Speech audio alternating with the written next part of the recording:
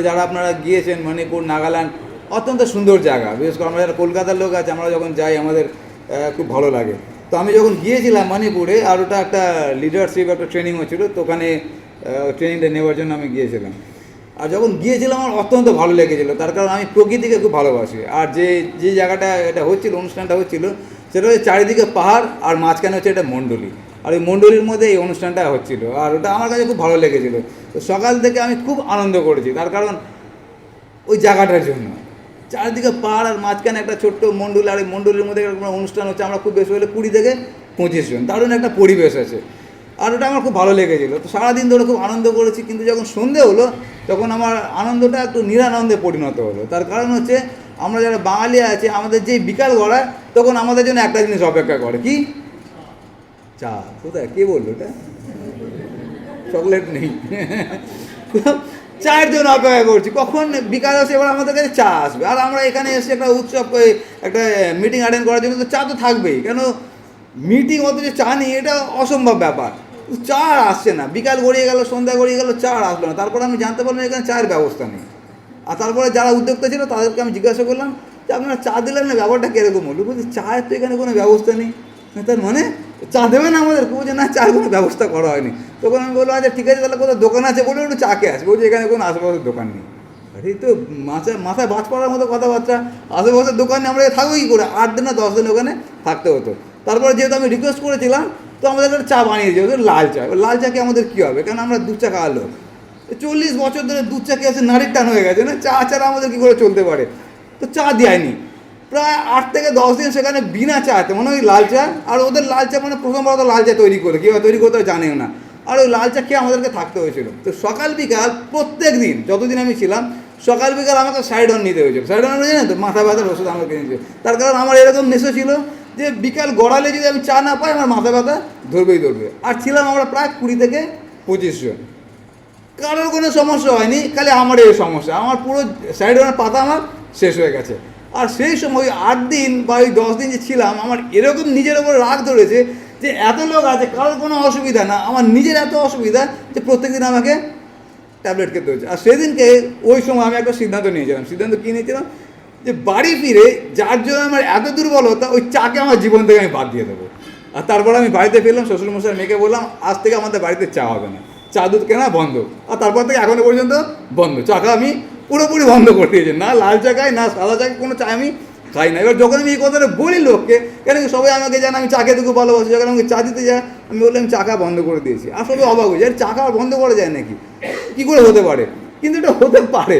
তো কী করে হতে পারে সেই বিষয় নিয়ে আজকে আমরা দেখবো। আর আমি তো সাধারণ চায়ের কথা বললাম, অনেক মানুষকে আমি ব্যক্তিগত রূপে জানি, তারা নেশারই আছে, ছোটোবেলা থেকে তারা নেশা করে আসে, কিন্তু তারা কোনো একটা দিন হঠাৎ সিদ্ধান্ত নিল আর তারা নেশা তাদের জীবন থেকে বাদ দিয়ে দিল। কী করে এটা হতে পারে? আর সেই বিষয়ে আমরা আজকে দেখব।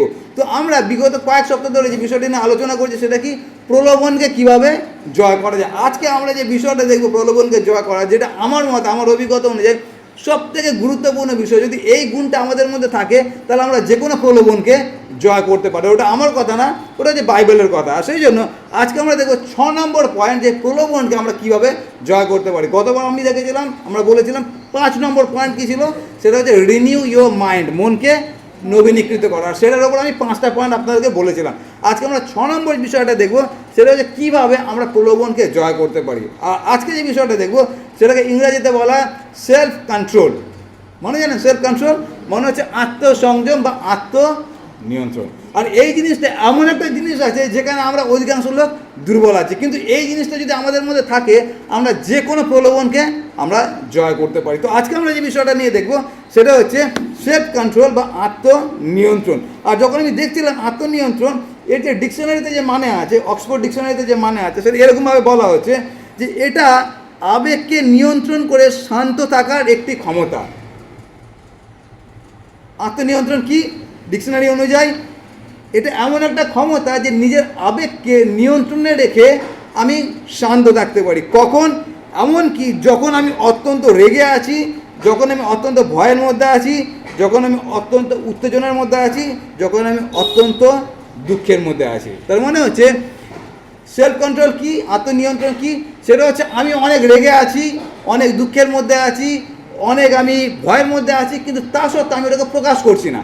প্রকাশ না করে আমি শান্ত আছি, ওটাকে বলা হচ্ছে সেলফ কন্ট্রোল। আর বাইবেল থেকে আমি যে উদাহরণটা দিই সেটা হচ্ছে কোনো একটা সময় প্রভু যিশুকে অ্যারেস্ট করতে আসতো। আমরা সবাই জানি যখন প্রভু যিশুকে অ্যারেস্ট করতে আসা হয়েছিল তখন প্রভু যিশুর সঙ্গে যারা ছিলেন তারা কেউ জানছিল না যে এর পরবর্তী ঘটনা কী ঘটতে যাচ্ছে, শুধু একজনে জানতেন, সেটা কি? সেটা যে প্রভু যিশু, সেটা কি? আমাকে ক্রুশে দেওয়া হবে। আর তারপরে সেখানে পিটার সোর বের করলেন, একজনের কান কেটে দিলেন, আর তারপরে সেখানে প্রভু যিশু কী করলেন? তার কানটাকে সুস্থ করলেন। শুধুমাত্র প্রভু যিশু জানে যে এরপরে আমাকে কি করা হবে। আমাকে মুখে থুতু দেওয়া হবে, গালে চড় মারা হবে, মাথায় কাটার মুকুট পরা হবে, তারপর আমাকে ক্রুশের মধ্যে চড়ানো হবে।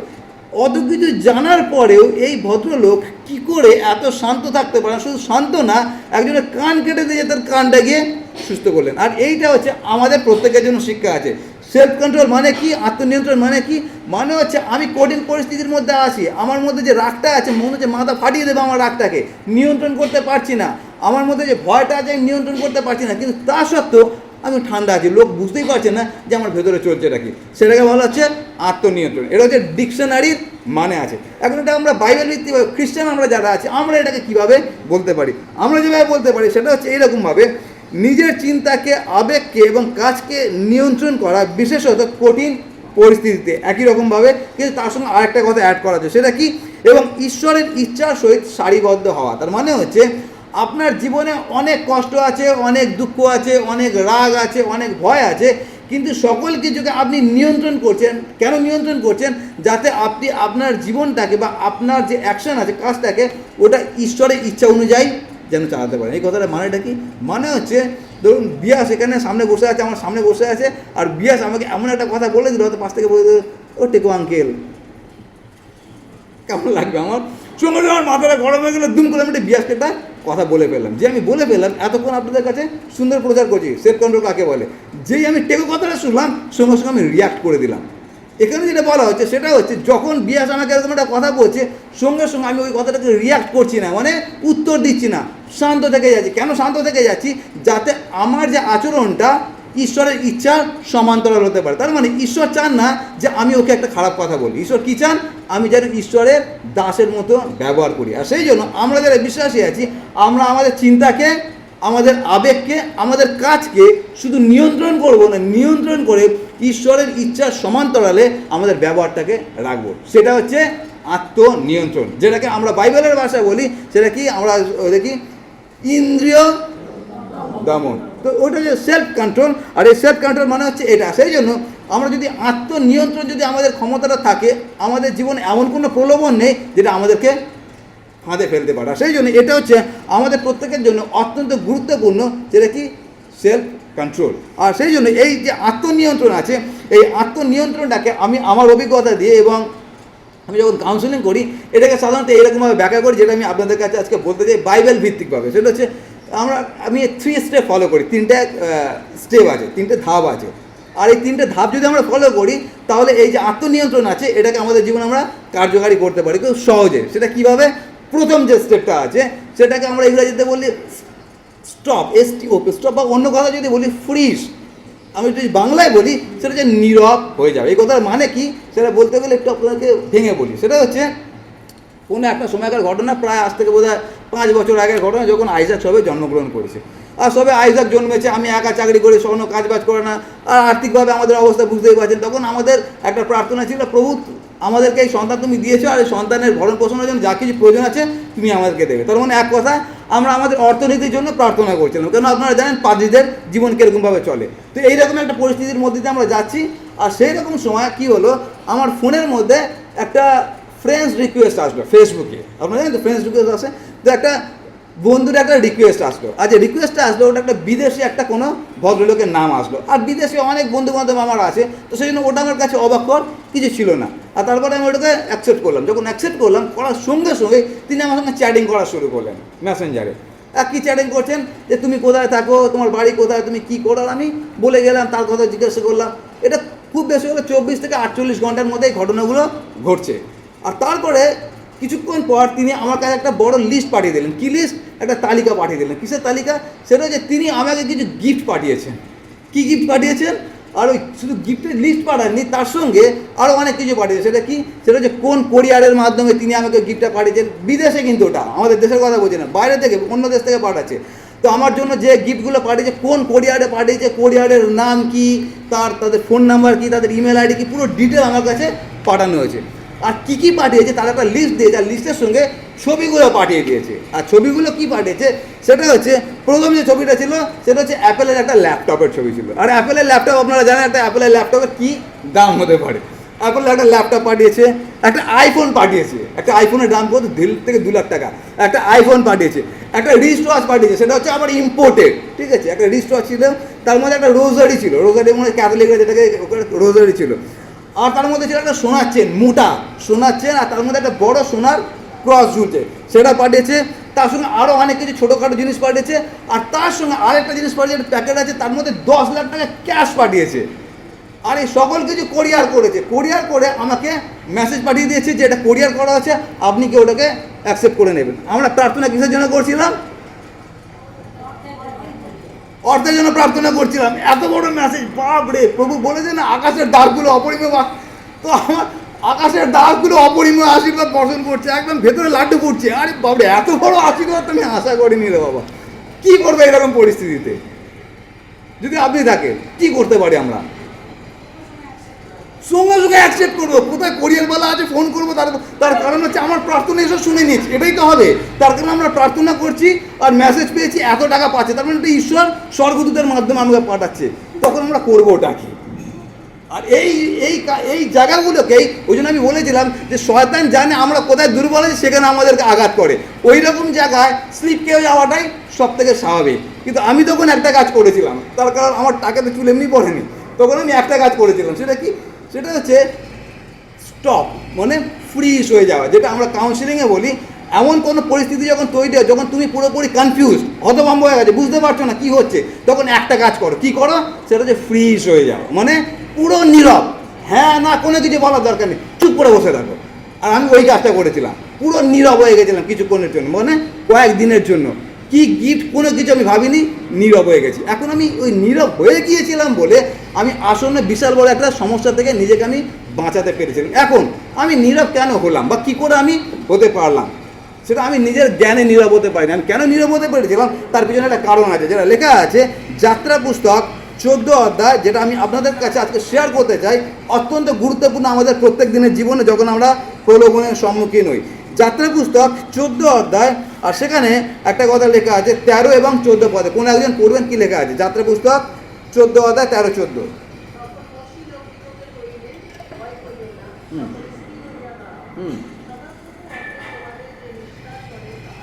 হ্যাঁ হ্যাঁ হ্যাঁ, ভেরি গুড, থ্যাংক ইউ। লাস্টের কথাটা কী লেখা আছে? আমি ওই জিনিসটা শুধু ফলো করেছিলাম। সেটা কি? এখানে যে ঘটনাটা করছে, ব্যাকগ্রাউন্ডটা আমরা সবাই জানি। সেটা ইসরায়েল জাতি 400 বছরের বন্দি দশা থেকে বেরিয়ে এসছে, আর যখন বেরিয়ে এসে সুপসাগরের পাশে তারা আছে, আর তারপরে ফরুন তাদেরকে আবার আক্রমণ করতেছে। যখন ফরুন আক্রমণ করতেছে, জলে কুমির, ডাঙায় বাঘ। আর তার পরিপ্রেক্ষিতে ইসরায়েল জাতি বলছে, তোমাকে কে বলেছিল আমাদেরকে ওখান থেকে উদ্ধার করার জন্য? ওখানে কবর নেই বলে আমাদেরকে এখানে মারতে এনেছো?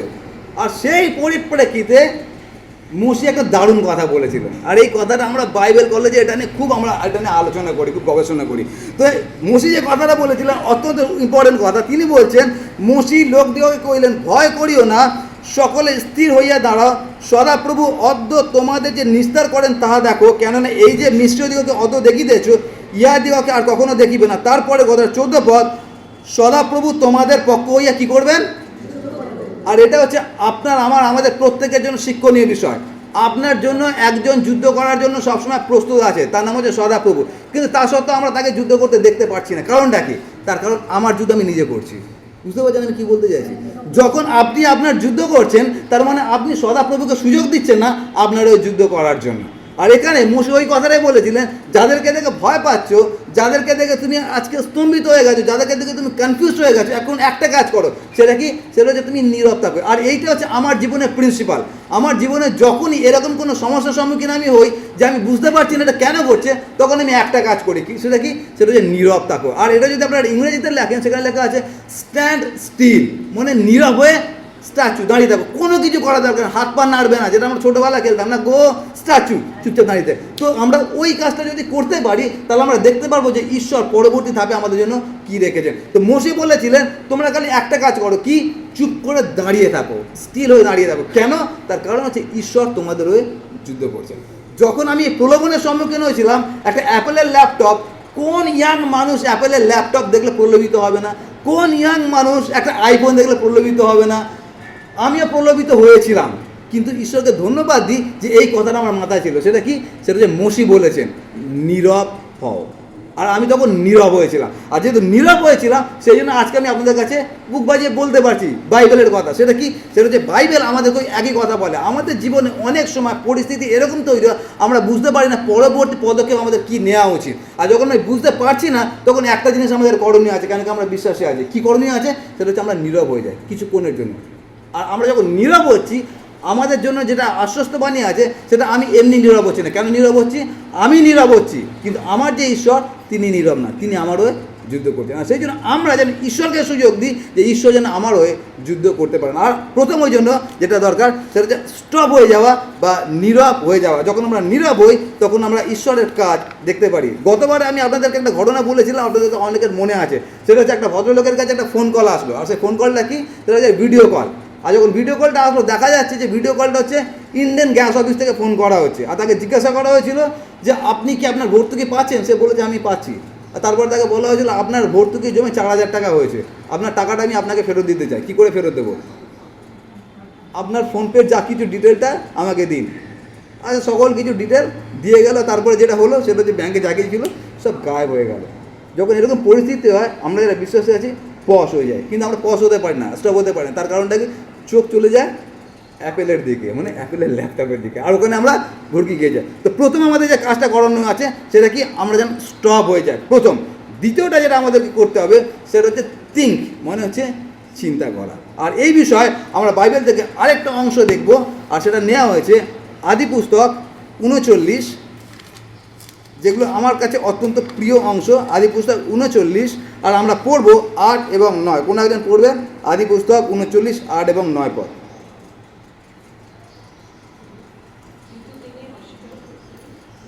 আদি পুস্তক 39, 8 এবং 9 পদ।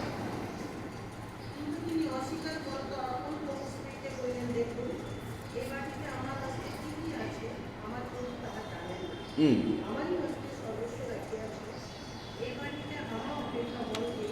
হুম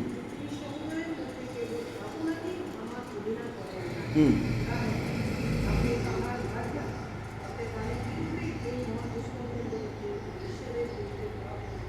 ওকে, ভেরি গুড। এই ব্যাকগ্রাউন্ড আমরা সবাই জানি না, জোসেফের ঘটনা। সেটা হচ্ছে জোসেফকে কিনে নেওয়া হয়েছে। কীভাবে কিনেছে? জোসেফ এখন কি, আসল জোসেফের পরিচয়টা কি? কৃতদাস। কৃতদাস কিনে এনেছে তাকে। আর যখন কিনে এনেছে, আর কৃতদাসকে সাধারণত কীভাবে ব্যবহার করা হয়?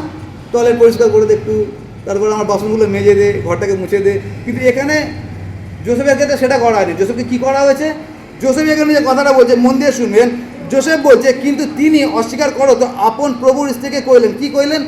দেখুন এই বাটিতে আমার হস্তে কী কী আছে আমার প্রভু তাহা জানেন না। তার মানে সমস্ত কিছু আমাকে দেওয়া হয়েছে, শুধুমাত্র একজনকে আমার হাতে দেয়নি। সেটা হচ্ছে আপনি। তার কারণ আপনি তার ভার্যা। এই কথার মানে হচ্ছে এখানে জোসেফ যে কাজটা করছে, প্রথম জোসেফ নিজেকে স্টপ করেছে, আর তারপরে জোসেফ যেটা করছে সেটা ভাবছে। কী ভাবছে? জোসেফ এটা ভাবছে সেটা হচ্ছে আমার যে পরিচয়, আমি হচ্ছে কৃতদাস, আমাকে পয়সা দিয়ে কিনে এনেছে। আমাকে অন্য কাজেও লাগানো যেতে পারতো, কঠিন কাজে লাগানো যেতে পারতো, কিন্তু আমাকে কঠিন কাজে না লাগিয়ে আমাকে যে কাজটা দিয়েছে তার হয়তো যোগ্য আমি নই। সেটা কি? সেটা হচ্ছে এই বাড়ির যে মালিক আছে যার নাম পটিপর, পটিপরের পরে যদি কারোর অধিকার থাকে সেটা হচ্ছে আমার অধিকার আছে। বুঝতে পারছেন আমি কি বলতে চাইছি? তার মানে পটিপর আমাকে এতটাই বিশ্বস্ত জ্ঞান করেছে যে তার সকল কিছু দায়িত্ব তিনি আমার হাতে দিয়েছেন। এমনকি কতটা সোনাদানা আছে তার খোঁজ তিনি নেন না। তার মানে তিনি আমাকে এতটাই বিশ্বাস করেছেন। আর আপনি বলছেন আপনার সঙ্গে ব্যভিচার করতে। এখন যদি আমি আপনার সঙ্গে ব্যভিচার করি তাহলে আমার প্রতি যে ভদ্রলোক এতটা আস্থা রেখেছে সে আস্থাটা তাহলে কি হবে? বুঝতে পারছেন আমি কি বলতে চাইছি?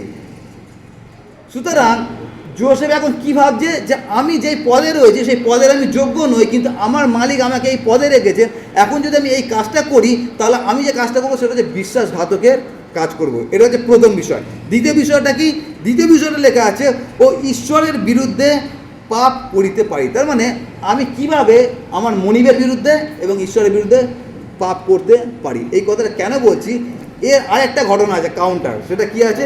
2 শামুয়েল 11 অধ্যায় 2 এবং 3 পদ। 2 শামুয়েল 11 অধ্যায় 2 এবং 3 পদ পড়ুন একজন কী লেখা আছে।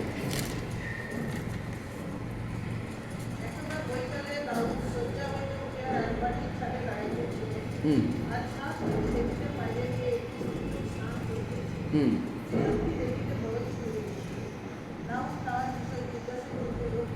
অতটাই আমাদের দরকার। Thank you.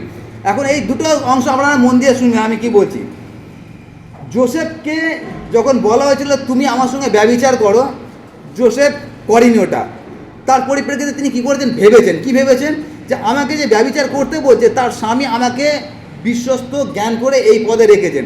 এখন যদি আমি ব্যভিচার করি কিভাবে আমি আমার মনিবের সামনে মুখটা দেখাবো? একই ঘটনা ঘটেছে দাউদের।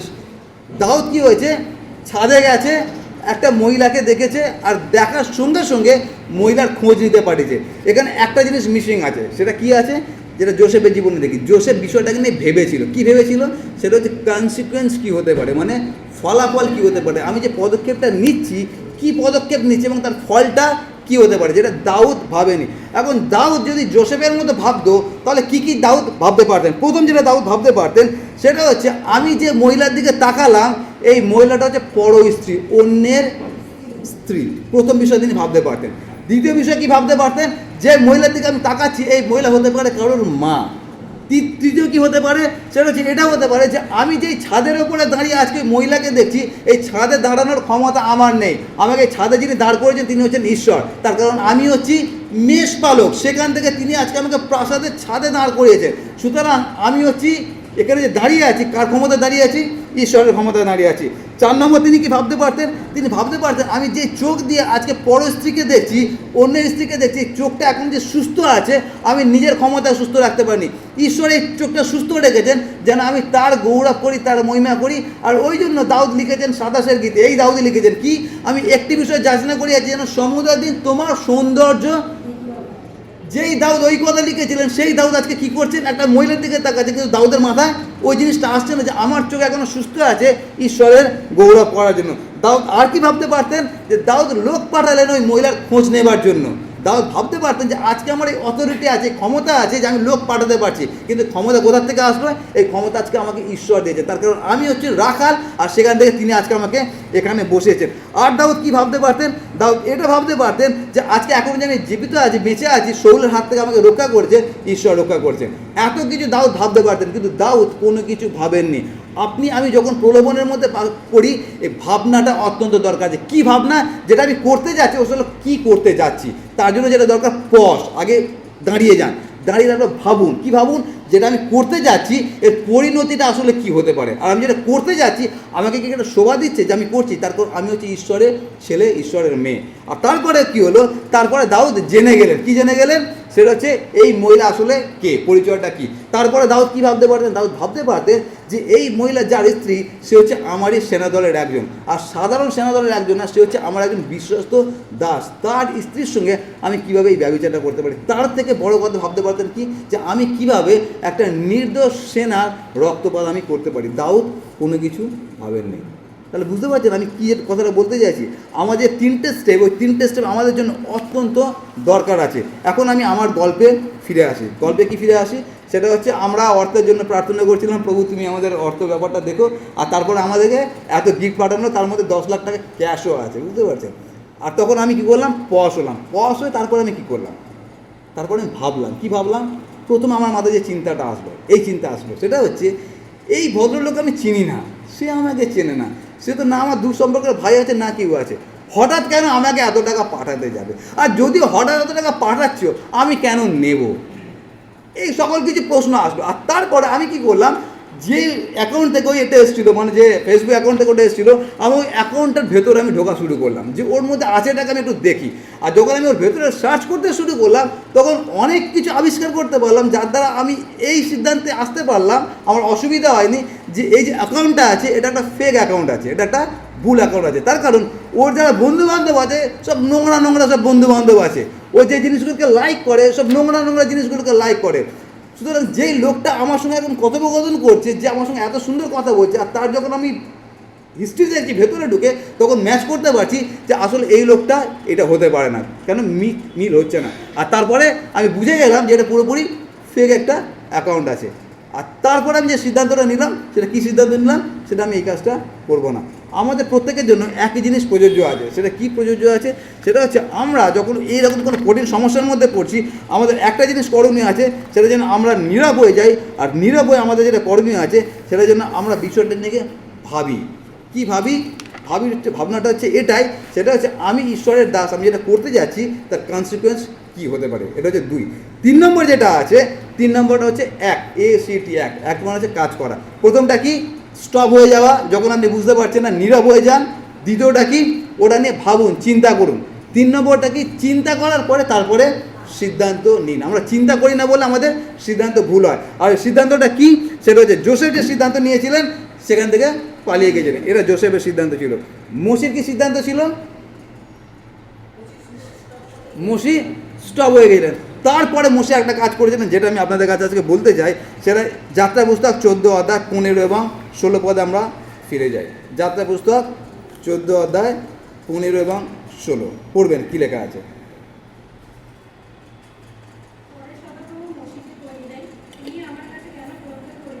হ্যাঁ হ্যাঁ,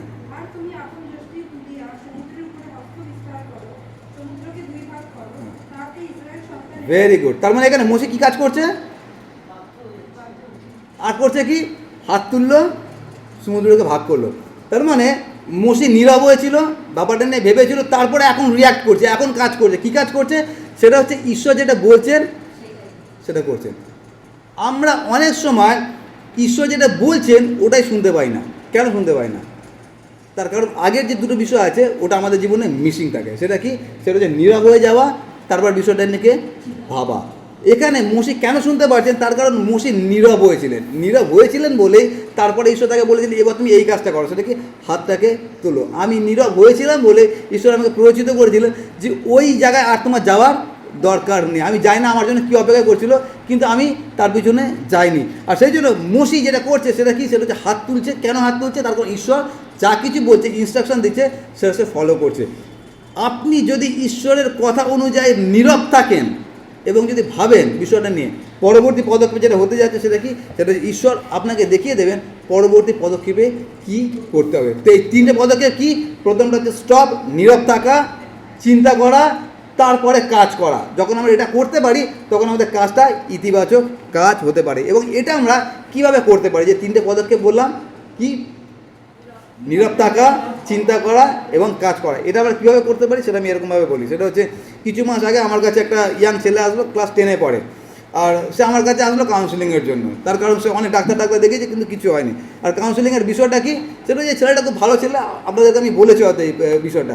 সে খুব ভালো ছেলে, পড়াশোনায় খুব ভালো এবং আমাদের খুব ক্লোজ এই ছেলেটা, আমার ভাই বড় হচ্ছে খুব ক্লোজ ফ্রেন্ড। তো এই আমার কাছে আসলো, তার কারণটা হচ্ছে এর হঠাৎ তার মধ্যে আত্মহত্যা করার একটা মানসিকতা চলে এসছে। ঘরের মধ্যে শুয়ে আছে, হঠাৎ তার মাথায় আসলো যে আমি কেন বেঁচে আছি বলে একটা ব্লেড নিল আর হাতটা কাটতে গেল। ও ওরকম করার ছেলে না, কিন্তু হঠাৎ হাতটাকে সে কাটতে গেল। আর যখন কাটতে গেল তখন তার মা চলে এসেছে, তো ব্লেডটাকে সে ফেলে দিয়েছে। তারপর আবার মা চলে গেছে, আবার শুয়ে আছে, মনে হচ্ছে ফ্যানটা যখন ঝুলছে, যখন ফ্যানটা ঘুরছে আমি এখানে শুয়ে আছি, কেন ফ্যানের মধ্যে আমি ঝুলে যাচ্ছি না। তারপর আবার একটা ওড়না এনে ও ফ্যানের মধ্যে বেরিয়েছে নিজেকে ঝোলাবে বলে, সে নিজেও বুঝতে পারছে না কী হচ্ছে। তারপর তার মা আবার ঢুকে গেছে, দেখে এরকম অবস্থা। আর যখন এরকম পরিস্থিতি হয়েছে তখন এই ছেলেটা বুঝতে পেরেছে আমার সঙ্গে অস্বাভাবিক কিছু ঘটছে, কেন আমি তো এরকম না, এগুলো কেন ঘটছে। তখন সে আমার কাছে এসছে। আর যখন আমার কাছে এসে তখন আমি তাকে একটা কথা বলেছিলাম, যেটা আমি কাউন্সিলিং সবসময় বলি, এটা প্রথম কথা না, আগে অনেকবার এই কথা বলেছি। সেটা হচ্ছে আমি তাকে একটা কথা বলেছিলাম যেটা আপনাদের জন্য এবং আমাদের প্রত্যেকের জন্য প্রযোজ্য। সেটা হচ্ছে যখন এরকম ঘটনা ঘটে তখন আমাদের একটা কাজ করতে হবে, সেটা কি?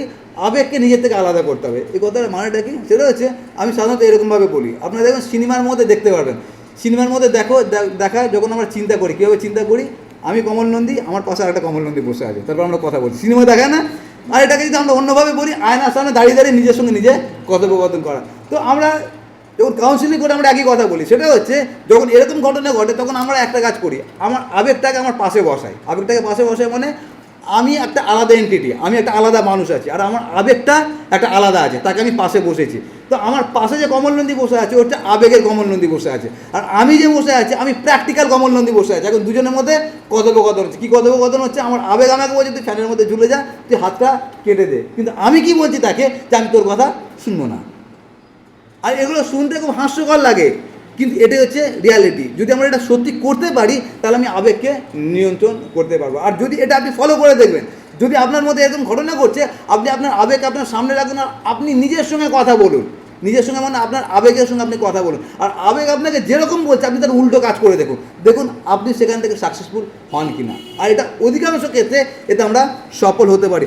আমাদের যেটা করণীয় আছে সেটা হচ্ছে যখন শয়তান আমাদেরকে এইরকম করছে তখন আমরা আমাদের আবেগকে আমাদের থেকে আলাদা করি এবং আবেগকে বলি যে আবেগ তুমি আমাকে এই কথা বলছো, কিন্তু আমি এটা করবো না। আর আমি বাইবেল থেকে শুধু আজকে একটা আপনাদেরকে উদাহরণ দিতে চাই, এটা বলে আমি শেষ করব। আর সেটা নেওয়া হয়েছে হিতোপদেশ তার 25 অধ্যায় 28 পদে। এটা বলে আমরা শেষ করব। হিতোপদেশ 25 অধ্যায় 28 পদ। কোন একজন পড়বেন, কি লেখা আছে?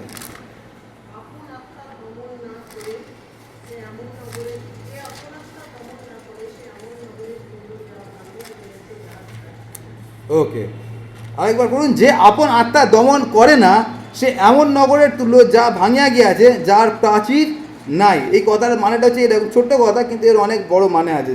যারা আমাদের বাড়িতে গেছেন তারা দেখেছেন আমাদের বাড়িতে, কিন্তু আমাদের বাড়ি আগে ওরকম অবস্থায় ছিল না। আমাদের বাড়িটা কীরকম ছিল সেটা হচ্ছে আমাদের দুদিকে রাস্তা, এদিকেও রাস্তা এদিকেও রাস্তা, আর মাঝখানে বাড়িটা। আর আমাদের আগে যখন বাড়িটা ছিল তখন বাড়িটা ছিল, কিন্তু এইদিকে যে রাস্তা আছে এবং এইদিকে যে রাস্তা আছে ওখানে কোনো বাউন্ডারি ছিল না, কোনো রকম পাঁচিল লাচের কিছু ছিল না। মানে লোকে বুঝতে পারতো না রাস্তা কোনটা আর জমি কোনটা। আর সেই জন্য কী হতো, সবাই আমাদের জমির ওপর থেকে যাতায়াত করতো, ভাবতো ওটা খোলা জমি আছে। আর অনেক সময় হতো যখন আমরা দরজা খুললাম দেখলাম আমাদের বাড়ির একদম দরজার সামনে একটা গাড়ি পার্কিং করে কেউ চলে গেছে। তার কারণটা কি? তার কারণ আশেপাশে কোনো বাউন্ডারি নেই। আর অনেক লোককে আমরা বলেছি যে এটা আমাদের জমি আছে, এখানে আমরা গাড়ি রাখবে না, কিন্তু কেউ শুনছিল না। তার কারণ লোকে বুঝতেই পারছিল না যে ওটা রাস্তা আছে নাকি ওটা আমাদের জমি আছে। তারপরে আমরা একটা সিদ্ধান্ত নিলাম কিছু বছর আগে, সেটা কি আমরা বাউন্ডারি লাগিয়ে দেবো, বাউন্ডারি করে দিলাম, একটা গেট বসিয়ে দিলাম, প্রবলেম সলভ। তার কারণটা কি? এখন লোক জেনে গেছে। এখানে যে কথাটা লেখা আছে মন দিয়ে পড়বেন, এখানে লেখা আছে যে আপন আত্মা দমন করে না সে এমন এক নগরের তুল্য যা ভাঙিয়া গিয়েছে, যার প্রাচীর নাই। এই কথাটা মানে হচ্ছে যতদিন আমাদের ঘরের চারপাশে বাউন্ডারি ছিল না যে কেউ এখানে ঢুকে যেতে পারতো। যেদিনকে বাউন্ডারি লাগিয়ে দিলাম কেউ ঢুকতে পারছে না, তার কারণ জানে এটা এদের জমি আছে। এখানে একই কথা বলা হচ্ছে, সেটা হচ্ছে যেই নগরের চারপাশে পাঁচিল নেই সেই নগর সুরক্ষিত নেই, যে কোনো শত্রু তাকে আক্রমণ করতে পারে। এই কথাটা মানেটা কি? সেইটাকে বলা হচ্ছে যে কেউ আপন আত্মার চারপাশে পাঁচিল না দেয় সে হচ্ছে ওই রকম লোক আছে। তার মানে এখানে যে কথাটা বলা হচ্ছে এক কথায় আত্মনিয়ন্ত্রণের কথা বলা হচ্ছে। তুমি তোমার আত্মাকে চারদিকে বাউন্ডারি লাগাও। বাউন্ডারি লাগাও মানে তুমি বোঝো তুমি একজন ঈশ্বরের ছেলে, ঈশ্বরের মেয়ে, তুমি কতটা করতে পারো কতটা করতে পারো না। আমাদের প্রত্যেকের জন্য একই শিক্ষণীয় বিষয় আছে। সেটা কি? সেটা হচ্ছে আমরা যারা বিশ্বাসে আছি আমাদের আত্মাকে যেন আমরা বাউন্ডারি লাগিয়ে রাখি। কি বাউন্ডারি লাগিয়ে রাখি? যে আমরা কতটা চিন্তা করতে পারি, কতটা ভাবতে পারি, কতটা করতে পারি বা কতটা করতে পারি না। আর সেই জন্য আমাদেরকে 10 আজ্ঞা দেওয়া হয়েছিল। কেন? এটা আমাদের জন্য একটা পাঁচিল দেওয়া ছিল, বাউন্ডারি ছিল। আমি বিশ্বাসী কতটা করতে পারি কতটা করতে পারি না। সেখানে কী লেখা ছিল?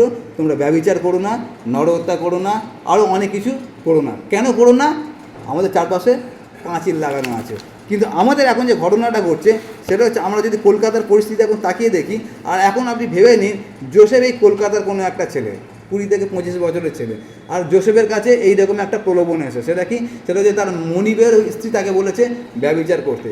আর যখন এটা হয়েছে তখন জোসেফের কানে যে কথাগুলো আসছে, কী কী কথা আসছে আমাদের শহরের পরিপ্রেক্ষিতে, সেটা হচ্ছে আরে জোসেফ তুমি করতে পারো, কোনো অসুবিধা নেই।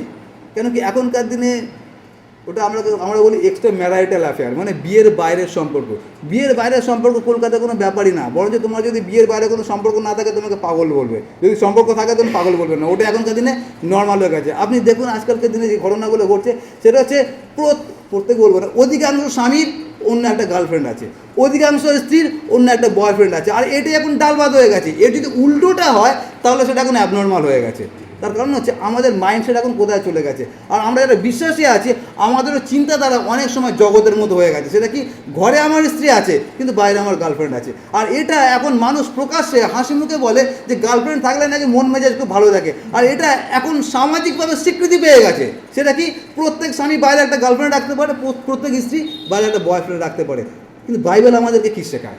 আর সেই জন্য আমরা যারা বিশ্বাসী আছি, আমরা মাথায় রাখি আমাদেরকে ঈশ্বর একটা বাউন্ডারি, আমাদের আত্মাকে একটা প্রাচীর দিতে বলেছে। প্রাচীরটা কি? সেটা প্রভু যিশু আরও ভারী করে দিয়েছেন প্রাচীরটা। সেটা কি? প্রভু যিশু বলেছেন, উক্ত হইয়াছিল তোমরা শুনিয়াছো, তোমরা ব্যভিচার করিও না, কিন্তু আমি তোমাদেরকে বলিতেছি যে কেউ কোনো মহিলার দিকে কামভাবে দৃষ্টিপাত করে সে সঙ্গে সঙ্গে ব্যভিচার করে। আমাদের যে প্রাচীরটা আছে এতটাই সলিড, এতটাই সংকীর্ণ।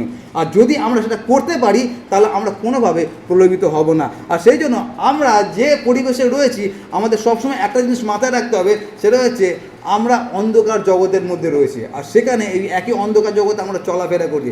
সেখানে প্রত্যেকটা পদক্ষেপে আমরা যেন আমাদের আত্মার চারপাশে পাঁচিল ঘিরে রাখি। কী পাঁচিল ঘিরে রাখি? আমি ঈশ্বরের ছেলে, আমি ঈশ্বরের মেয়ে, আমি কতটা করতে পারি, কতটা করতে পারি না। যদি ওই জায়গাটা মিস আউট করে দিচ্ছি তাহলে আমরা দাউদের মতো পাপ করে ফেলবো। আর সেই জন্য আমরা সচেতন থাকবো। সেটা কি? সেটা হচ্ছে আমরা কিভাবে নিজেদেরকে নিয়ন্ত্রণ করতে পারি। আজকে আমি একটা ঘটনা বললাম, সেটা হচ্ছে হিতোপদেশ। আগামী সপ্তাহে আমি আরেকটা বিষয় নিয়ে বলবো, সেটা হচ্ছে আমরা আমাদের আত্মাকে কীভাবে নিয়ন্ত্রণ করতে পারি। কিন্তু আজকের জন্য আমাদের এটা শিক্ষা, সেটা হচ্ছে আবাল বৃদ্ধ বনিতা আমাদের প্রত্যেকের জন্য আত্মাকে আমরা যেন গার্ড করে রাখি। আমাদের আত্মাকে যেন খোলা পাঁচিলের মতো, একটা শহরের মতো করে না রাখি, যে কেউ যাতে আক্রমণ করতে পারে। আমরা যেন একটা চারপাশে বাউন্ডারি দিয়ে রাখতে পারি। বাউন্ডারিটা কি? প্রভু যিশু এটা দু কথা শেষ করেছে। সেটা কি? তুমি তোমার ঈশ্বর সদাপ্রভুকে তোমার সমস্ত অন্তঃকরণ, সমস্ত প্রাণ দিয়ে প্রেম করবে। আর দ্বিতীয়টা কি? তোমার প্রতিবেশীকে নিজের মতো প্রেম করবে। এটা হচ্ছে আমাদের বাউন্ডারি। এর বাইরে যেন আমরা কখনো ক্রস না করি। আসুন আমরা প্রার্থনা করি।